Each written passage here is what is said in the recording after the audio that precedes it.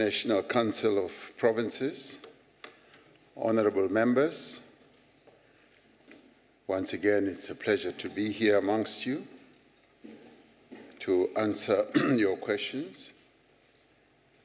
Let me start off by expressing our condolences to the families of those travelers who lost their lives in a horrific bus crash near Makado and Musina on Sunday, and also express our condolences to the people of Zimbabwe and Malawi who lost their compatriots.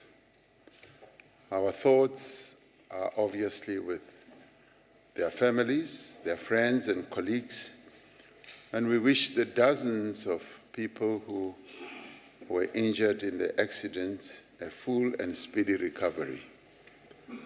Honourable members, government has a comprehensive framework to monitor service delivery and also monitor the quality of the services offered by our municipalities. The Department of Monitoring and Evaluation monitors government's programs and conducts oversight visits, and so do members of Parliament as well.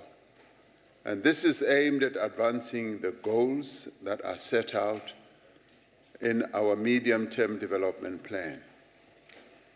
Government itself has adopted the district development model, as we all know, which in essence is an integrated planning, budgeting, and implementation framework.